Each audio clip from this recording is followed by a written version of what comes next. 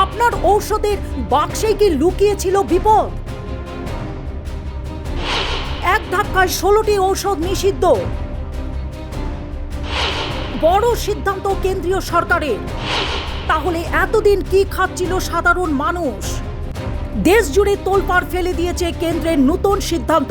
যে ঔষধ বছরের পর বছর ধরে খাচ্ছে লক্ষ লক্ষ মানুষ, সেই ঔষধে একাধিক সংমিশ্রণকে এবার সম্পূর্ণ নিষিদ্ধ ঘোষণা করল কেন্দ্রীয় সরকার।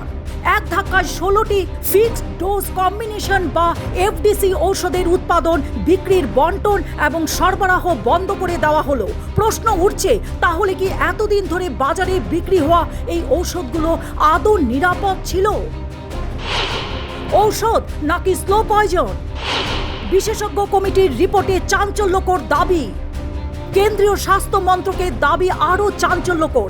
তাদের মতে এই ঔষধগুলো কোনো চিকিৎসাগত যুক্তিকর নেই, অর্থাৎ রোগীর শরীরে উপকরণ থেকে ক্ষতির আশঙ্কাই বেশি। বিশেষজ্ঞদের মতে অকারণে একাধিক ঔষধ একসঙ্গে শরীরে প্রবেশ করলে পার্শ্ব প্রতিক্রিয়ার ঝুঁকি বাড়ে, এমনকি অ্যান্টিবায়োটিক রেজিস্ট্যান্সের মতো ভয়ঙ্কর সমস্যা তৈরি হতে পারে। তাহলে এতদিন কার স্বার্থে চলছিল এই ঔষধ? রোগীর নিরাপত্তা নাকি ব্যবসার লাভ? সবচেয়ে বড় প্রশ্নই এখানে, যদি এই ঔষধগুলো চিকিৎসা বিজ্ঞানের দৃষ্টিতে অযুক্তিকর হয়, তাহলে বছরের পর বছর বাজারে এগুলো বিক্রি হলো কিভাবে? কেন লক্ষ লক্ষ রোগীকে এই ধরনের কম্বিনেশন ঔষধ দেওয়া হলো?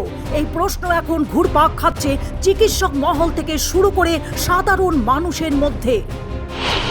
অ্যান্টিবায়োটিকের সবচেয়ে বড় বিপদ, বাড়ছে সুপার ব্যাগের আতঙ্ক। প্রশ্নের মুখে দেশের ঔষধ বাজার। নিষিদ্ধ তালিকার বড় অংশ জুড়ে রয়েছে বিভিন্ন অ্যান্টিবায়োটিক ভিত্তিক কম্বিনেশন। স্বাস্থ্য বিশেষজ্ঞদের একাংশের মতে অযথা অ্যান্টিবায়োটিক ব্যবহারে ভবিষ্যতে এমন পরিস্থিতি তৈরি করতে পারে সেখানে সাধারণ সংক্রমণও কাজ করবে না কোনো ঔষধ, তৈরি হবে সুপার ব্যাগ। আর সেই আশঙ্কায় এখন নতুন করে উদ্বেগ বাড়ছে। তবে দেশ জুড়ে এখন একটাই আলোচনা, নিষিদ্ধ তালিকায় কি রয়েছে আপনার পরিচিত কোনো ঔষধ? আপনি বা আপনার পরিবারে কেউ কি ব্যবহার করেছে সেই combination?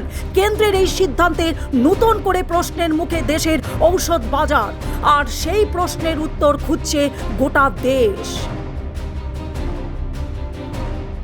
News desk report, global news network.